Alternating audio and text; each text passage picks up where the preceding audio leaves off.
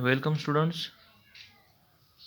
In last lecture we discussed about the six member heterocyclic compound that is pyridine. आपण pyridine बद्दल बोलत होतो. तर pyridine बद्दल बोलत असताना आपण त्याचे प्रिपरेशन मेथड्स सगळ्यात आधी आपण त्याचं नेचर बघितलं की तो कशा पद्धतीचा आहे, त्याचा मॉलिक्युलर फॉर्म्युला काय आहे. त्यानंतर आपण त्याचा पुढचा पॉईंट कव्हर केला की प्रिपरेशन मेथड्स ऑफ pyridine, की कुठल्या कुठल्या प्रिपरेशन मेथड्स आहेत.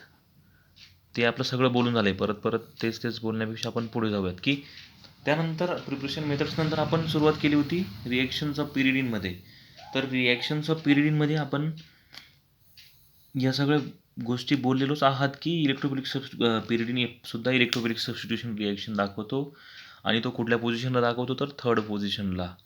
का दाखवतो हेही आपण डिस्कस केलं की थर्ड पोझिशनला ज्यावेळेस सबस्टिट्यूट होतं त्यावेळेस त्याचे 3 इंटरमिजिएट मिळतात आणि ज्यावेळेस सेकंड पोझिशनला सबस्टिट्यूट होतो त्यावेळेस त्याचे दोन इंटरमिजिएट मिळतात.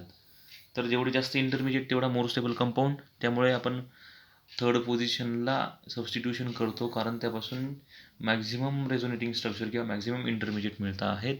म्हणून सबस्टिट्यूशन रिॲक्शन किंवा इलेक्ट्रोफिलिक सबस्टिट्यूशन ज्यावेळेस पिरिडीनला होते त्यावेळेस ती ऑलवेज थर्ड पोझिशनला होते. तर थर्ड पोझिशनला इलेक्ट्रोफिलिक सबस्टिट्यूशन होते.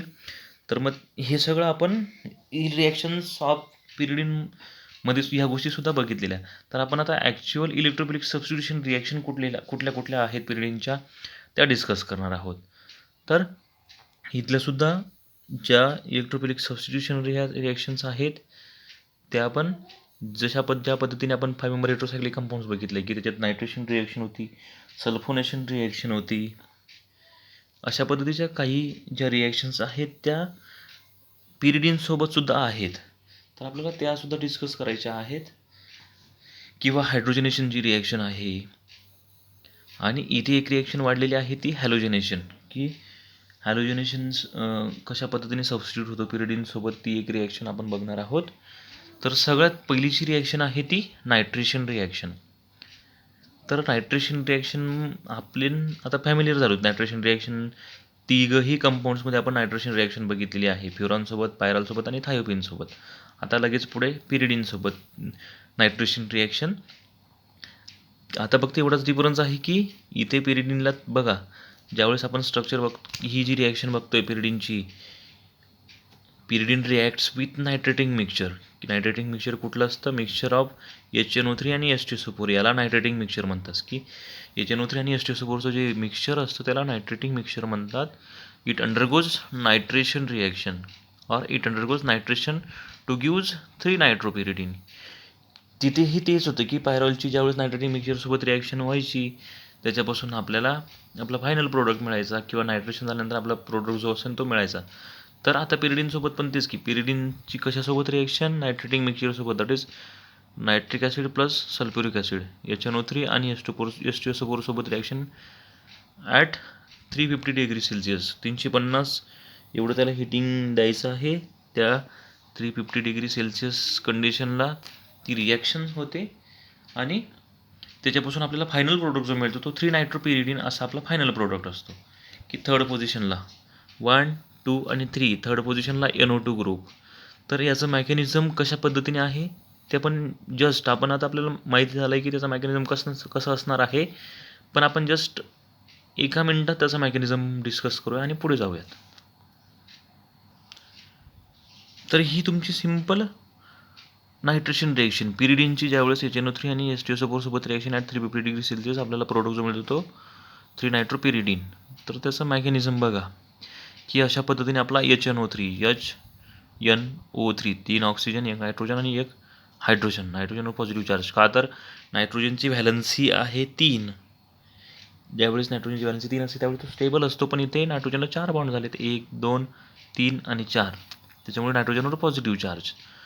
आणि इकडे एक O निगेटिव्ह जो आहे तो O निगेटिव्ह आपल्या H2SO4 म्हणजे जे सल्फ्युरिक ॲसिड आहे. ॲसिड हे प्रोटोनेशनचं काम करत असतं. तिथून एक प्रोटोनेशन म्हणजेच काय तर हायड्रोजन द्यायचं काम करत असतो. प्रोटॉन म्हणजे हायड्रोजन. तर हा O जो निगेटिव्ह आहे आपला नायट्रिक ॲसिडमधला तो इझिली प्रोटॉन किंवा हायड्रोजन घेतो. कशापासून? सल्फ्युरिक ॲसिडपासून. हा H2SO4 H2SO4 यापासून एक प्रोटॉन घेतो. आता सल्फ्युरिक ॲसिड म्हणजे ते भरपूर प्रमाणात ॲसिड असतं की ते जेवढे तुम्हाला H+ लागणार आहे तेवढं देत राहतं. असं नाही की एकच सल्फ्युरिक ॲसिड जरी आपण इथे लिहिला आहे की तो एकच प्रोटॉन देईल, एकच सल्फ्युरिक ॲसिड एकच प्रोटॉन देईल, असं काही नसतं. तर हा O- इथला प्रोटॉन घेतला आणि हा HSO4- बाहेर पडला किंवा त्याच्यापासून एक प्रोटॉन घेतला. त्यानंतर आपल्याला अशा पद्धतीने ह्या ऑक्सिजन एक प्रोटॉन घेतला, बाकीची ॲज इट इज. परत जो ऑक्सिजनवरची लोन पेअर आहे त्या सल्फ्युरिक ॲसिडकडून दुसरा प्रोटॉन घेतो. परत सल्फ्युरिक ॲसिडच आहे हा पण, त्याच्यापासून दुसरा प्रोटॉन घेतला. प्रोटॉन घेतल्यानंतर अशा पद्धतीचं आपल्याला मॉइटी मिळाली की तो जो O- होता तो H2O झाला. आता वॉटर झाल्यावर त्याला हिटिंग कंडिशनमध्ये 350 डिग्रीमध्ये ते निघूनच जाणार आहे. ह्या बेसिक गोष्टीला आपल्याला लगेच समजायला पाहिजे की 100 डिग्रीला वॉटर बॉईल व्हायला लागतं. हा वॉटरचा बॉइलिंग पॉईंट आहे 100 डिग्री सेल्सिअस. ज्यावेळेस आपण 350 डिग्रीपर्यंत त्याला हिटिंग देणार आहोत त्यावेळेस ऑब्व्हियसली वॉटर जे आहे ते स्टीम बनून किंवा वाफ बनून बाहेर पडणार आहे. तर ह्या कंडिशनला हा वॉटर मॉलिक्यूल आहे तो बाहेर पडतो. ज्यावेळेस ही ऑक्सिजनची लोन पेअर इकडे ट्रान्सफर होऊन हा H2O मॉलिक्यूल बाहेर पडतो आणि तो H2O मॉलिक्यूल बाहेर पडल्यानंतर आपल्याला एवढा जी मॉइटी उरते ती NO2. परत नायट्रोजनची बॅलन्सी 3, इथे डबल बॉन्ड 4 बॅलन्सी, त्यामुळे नायट्रोजनवर positive charge as it is.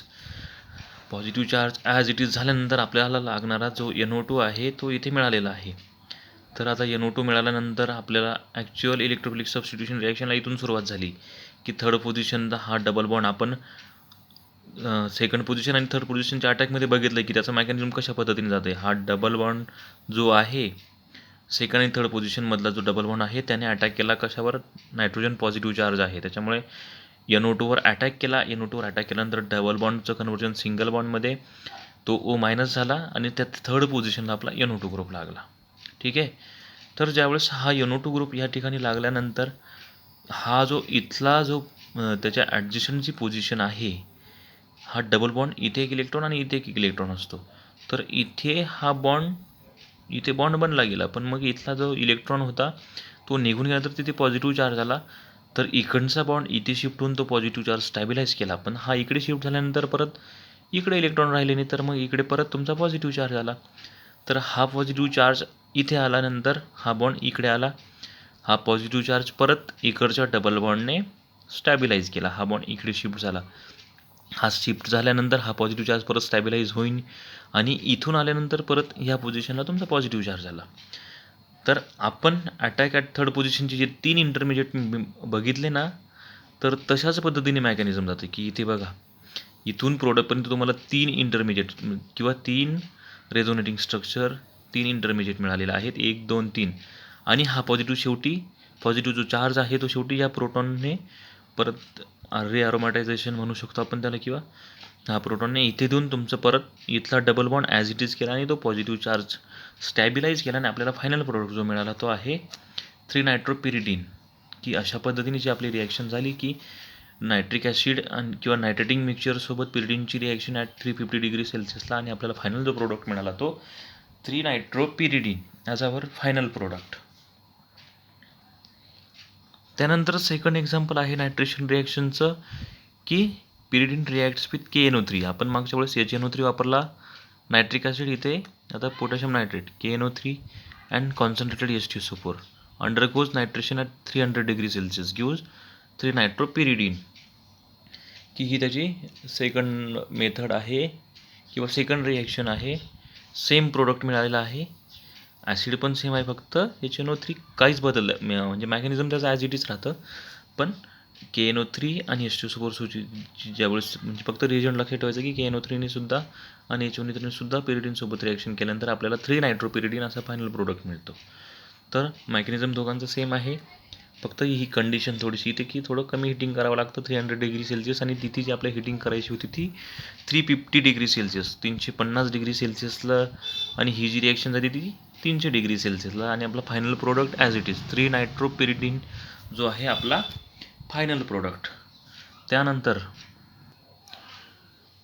आपली सेकंड जी रिॲक्शन आहे ती सल्फोनेशन रिॲक्शन. ही पण ॲज इट इज तिघंही 5 मेंबर हेटेरोसायक्लिक कंपाऊंड्समध्ये होते. आता पिरिडीनमध्ये पण as it is sulphonation reaction. तर pyridine on reaction with concentrated H2SO4 or fuming H2SO4, it undergoes sulfonation reaction.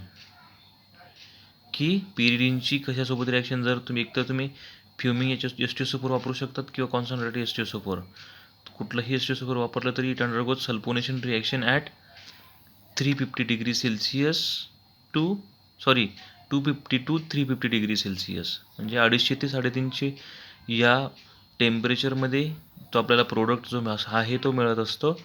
तो प्रोडक्ट जो आहे तो 3-पिरिडीन सल्फोनिक ॲसिड. थर्ड पोझिशनला सबस्टिट्यूशन रिॲक्शन झाली आहे. पिरिडीनची कशासोबत रिॲक्शन, फ्युमिंग फ्युमिंग H2SO4 किंवा कॉन्सन्ट्रेटेड H2SO4 सोबत रिॲक्शन ॲट 250 ते 350 degree Celsius, 250 to 350 degree Celsius या कंडिशनमध्ये ही रिॲक्शन होत असते आणि आपल्याला फायनल जो प्रोडक्ट आहे तो 3-पिरिडीन सल्फोनिक ॲसिड असा आपला फायनल प्रोडक्ट मिळतो. तर याचं मेकॅनिझम आपण बघणार आहोत की त्याचं मेकॅनिझम कशा पद्धतीने जातं. तर दिस इज अन सल्फोनेशन रिॲक्शन की पिरिडीनची तुमच्या फ्युमिंग H2SO4 और कॉन्सन्ट्रेटेड H2SO4 सोबत reaction at 250 to 350 degree सेल्सिअसमध्ये.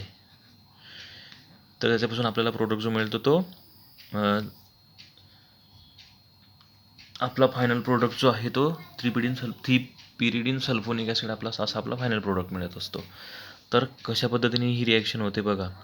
H2SO4 जे ॲसिड आहे परत अशाच पद्धतीने त्याचं मेकॅनिझम आपण मागे बघितलेल्याप्रमाणे की H2SO4 मधला जो OH आहे तो दुसऱ्या H2SO4च्या दुसऱ्या मॉलिक्यूलपासून एक प्रोटॉन घेत असतो. प्रोटॉन घेतल्यानंतर परत ॲज इट इज की OHचा H2 वॉटर मॉलिक्यूल झाला. कंडिशन काय आहे, हिटिंग कंडिशन, वॉटर मॉलिक्यूल बाहेर पडला.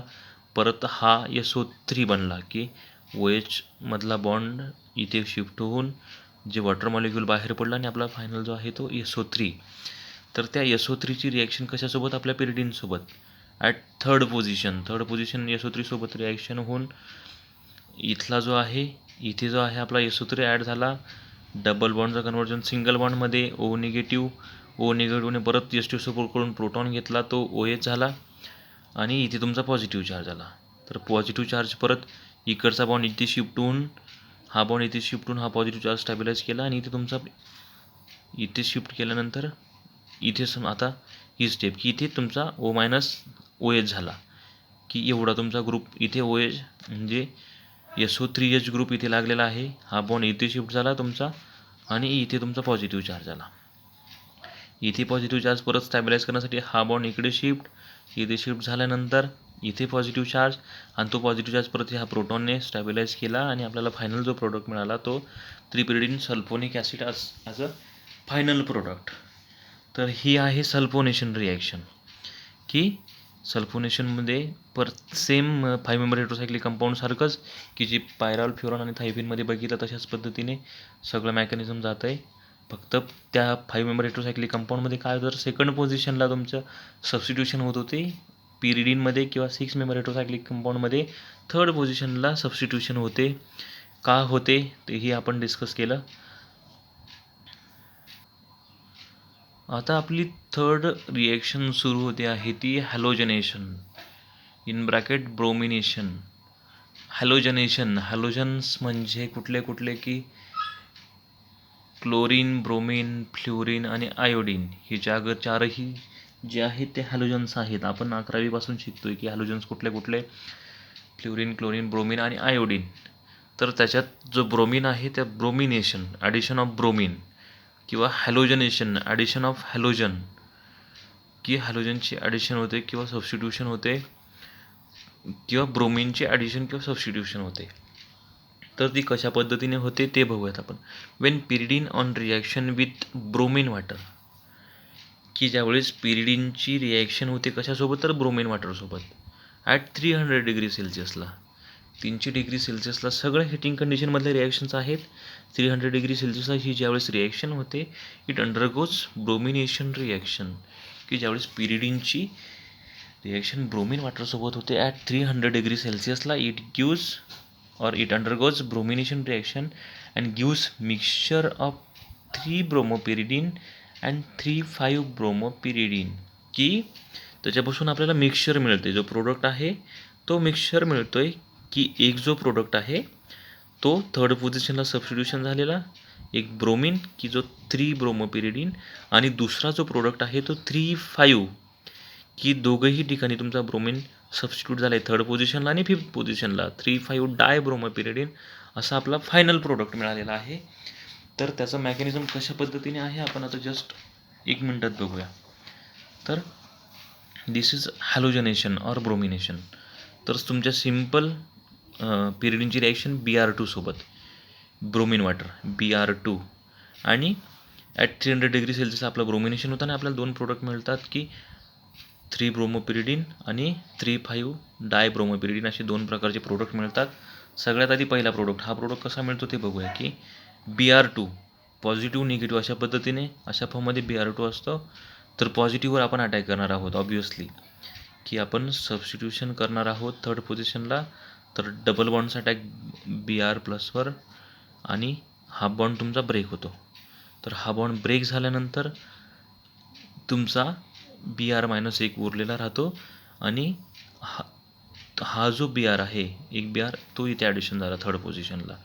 परत बाकीचा आपला ॲज इट इज सेम, हा पॉझिटिव्ह चार्ज स्टॅबिलाइज करायचा आहे, हा बॉन्ड इथे शिफ्ट केला, हा बॉन्ड शिफ्ट केल्यानंतर इथे पॉझिटिव्ह चार्ज आला, इकडचा बॉन्ड इथे शिफ्ट केला, इथे पॉझिटिव्ह चार्ज आला आणि ते इथल्या प्रोटॉनने तो बॉन्ड इथे ॲज इट इज आपलं रिॲरोमॅटायझेशन किंवा तो जो पॉझिटिव्ह चार्ज आहे तो स्टॅबिलाइज केला आणि आपला फायनल प्रोडक्ट जो मिळाला तो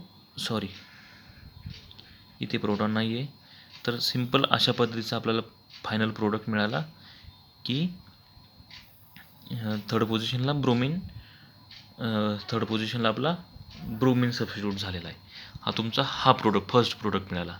आता सेकंड प्रोडक्ट कसा मिळणार आहे त्याचा मेकॅनिझम बघूया की ज्यावेळेस पिरिडिनची रिॲक्शन Br2 सोबत Br+, Br-. तर पहिली स्टेप ॲज इट इज की एका ब्रोमिनची ॲडिशन Br+ची ॲडिशन इथे होऊन जाईल, उरलेला Br-. तर Br- काय करणार आहे तर परत इकडचं स्टॅबिलायझेशन होऊन हा बॉन्ड इथे शिफ्ट होईल, हा बॉन्ड इथे शिफ्ट झाला, इथे पॉझिटिव्ह चार्ज आला, इथे पॉझिटिव्ह चार्ज आता ॲज इट इज राहील. तो जो Br- आहे तो Br- ह्या बॉन्डवर अटॅक करून तुमचा हा बॉन्ड इकडे शिफ्ट करणार आहे की इथे तुम्हाला माहिती आहे एक प्रोटॉन आहे, इथे तुमची वॅकंट पोझिशन आहे, हा बॉन्ड इकडे शिफ्ट झाला, हा बॉन्ड इकडे शिफ्ट झाल्यानंतर इथे तुमचा Br ॲड झाला. तुमचा हा positive charge as it is आहे जो कशाने स्टॅबिलाइज करणार आहे तुमच्या ह्या प्रोटॉनने हा पॉझिटिव्ह चार्ज स्टॅबिलाइज केला आणि आपल्याला फायनल जो प्रोडक्ट मिळाला तो 3,5 डायब्रोमोपिरिडिन.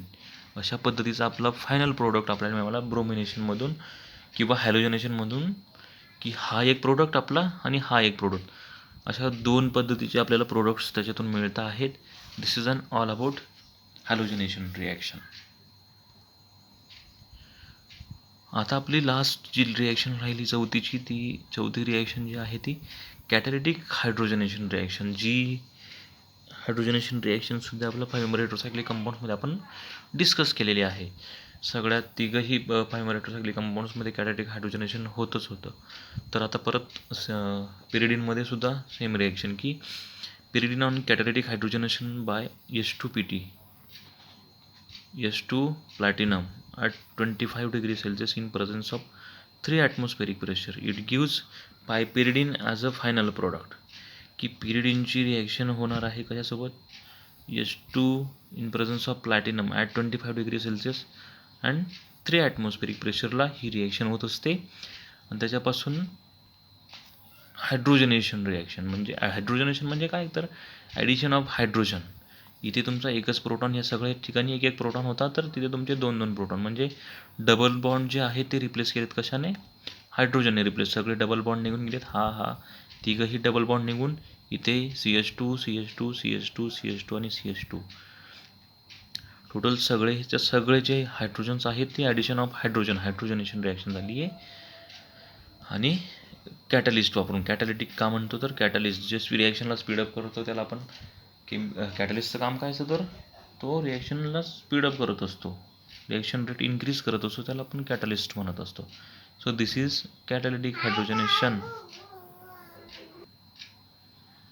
सो आपण इथे सगळ्या ज्या रिॲक्शन्स आहेत त्याही डिस्कस केलेल्या आहेत की कुठल्या कुठल्या रिॲक्शन्स पिरिडीनच्या कुठल्या कुठल्या इलेक्ट्रोफिलिक सबस्टिट्यूशन रिॲक्शन्स आहेत.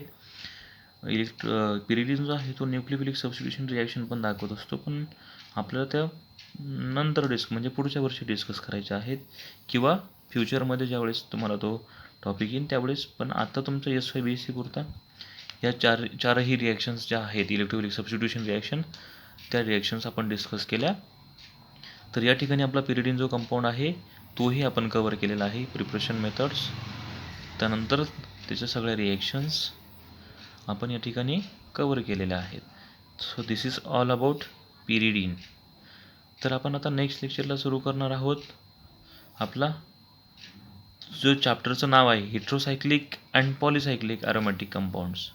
तर आपले हेट्रोसायक्लिक ॲरोमॅटिक कंपाऊंड्स जे आहेत ते आपलं डिस्कस करून झालेत. तर पुढचा जो पॉईंट आहे पॉलिसायक्लिक ॲरोमॅटिक कंपाऊंड्स, तो आपण ह्या नेक्स्ट लेक्चरला आपण डिस्कस करणार आहोत.